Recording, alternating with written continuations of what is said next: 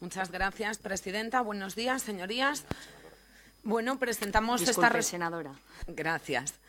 Presentamos esta resolución instando al desarrollo del artículo 2 de la Ley 17/2006 de 5 de junio en la radio y la televisión públicas estatales.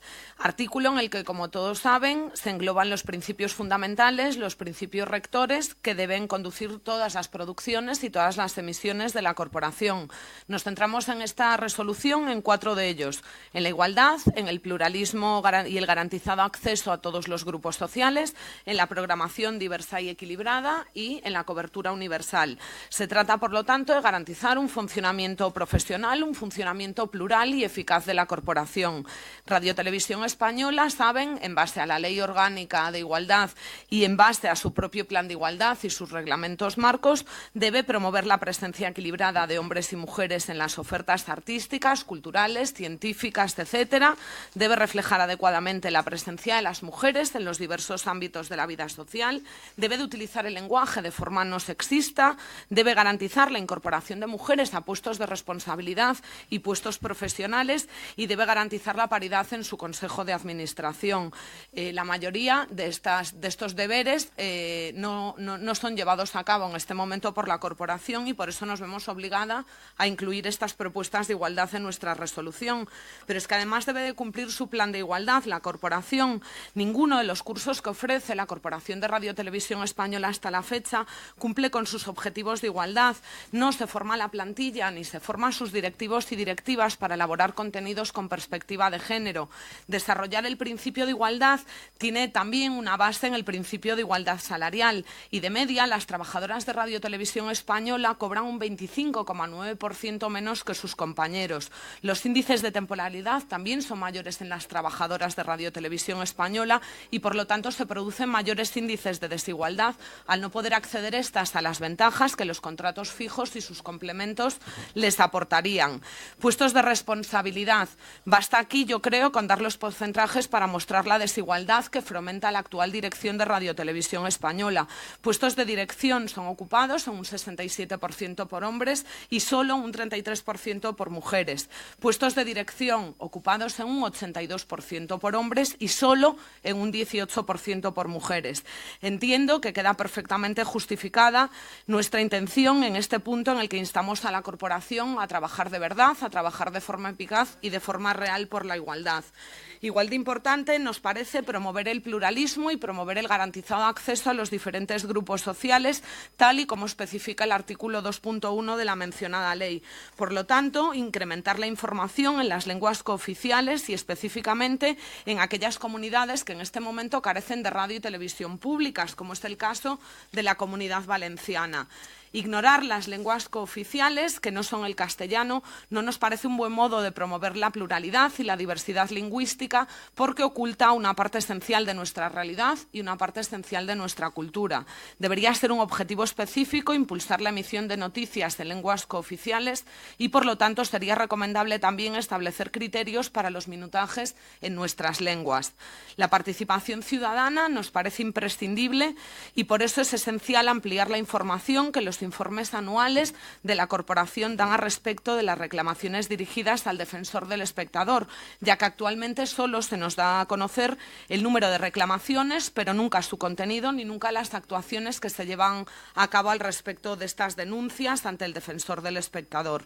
En aras de promover también programaciones diversas y equilibradas que además impulsen la sociedad de la información, de nuevo un principio rector de la Corporación de Radio Televisión Española, les proponemos que con la periodicidad que se considere oportuna, que estimen conveniente, se realicen programaciones que informen sobre los diferentes poderes públicos, que favorezcan la divulgación y el conocimiento de los mismos. Les sugerimos específicamente el conocimiento de, por ejemplo, el Poder Judicial.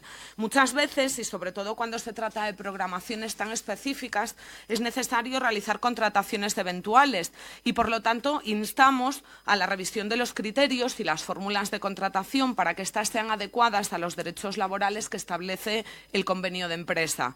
Realizadas estas propuestas de mejora mencionadas, el objetivo fundamental que debe perseguir Radio Televisión Española es la cobertura universal, entendiendo esta cobertura como la mayor cobertura posible dentro del territorio nacional. Para esto, y a nuestro parecer, harían falta varias cosas. Primero, habría que resolver los problemas de emisión y cobertura de la señal de televisión en las zonas fronterizas entre comunidades autónomas para garantizar la recepción de las desconexiones territoriales. Tendrían que apostar decididamente por la adquisición de contenido audiovisual estatal. Y permítame que aquí les dé 2 apuntes. La igualdad también tiene que ser un criterio esencial para las compras, para las adquisiciones y para los apoyos que hace la corporación. Durante la primera selección de películas para producciones de Radio Televisión Española en 2017, ni una sola directora figuraba entre ellas. 12 películas, 0 directoras. Y además deberían de revisar los criterios de adquisición o bien no censurar las adquisiciones previas, porque en 2015 104 películas fueron retiradas del catálogo del archivo de Radio Televisión Española, adquiridas todas ellas por un valor de 25 millones de euros sin haber sido emitidas ni una sola vez. Nada de todo esto podrá evidentemente ser llevado a cabo si no se corrige la falta de efectivos y en concreto la falta de efectivos y de medios profesionales que se tienen en los centros territoriales. Se necesita personal y les doy un dato. Toledo, Ciudad Real y Albacete han estado 3 años sin que se repusieran las bajas de personal. Y además se debe corregir el bajo porcentaje de ejecución presupuestaria tanto en los capítulos de inversiones como en el capítulo de infraestructuras. Hace un momento el presidente de la corporación decía que se había cerrado el año con superávit, cuando en realidad lo que pasa es que no se ejecuta presupuesto, por eso tienen superávit. Y les doy otro dato con respecto a personal. Una inspección en el Centro Territorial de Cataluña arrojó datos sobre los problemas de salud y los problemas de estrés que las trabajadoras de peluquería y maquilladoras sufrían por la sobrecarga de trabajo y, por lo tanto, por la falta de personal para ser capaz de desarrollar su labor con garantías, con profesionalidad y sin necesidad de sufrir problemas de salud en el ejercicio de su trabajo. Siendo esta una comisión de control a la corporación y sus sociedades, nos parece imprescindible solicitar también el conocimiento de todos los datos requeridos a la corporación por parte de la Comisión Nacional de Mercados y Competencia, lo mismo que todas las actuaciones o posibles sanciones que hayan sido emitidas al respecto y pedimos que se publiquen los futuros informes que nos presenta esta corporación.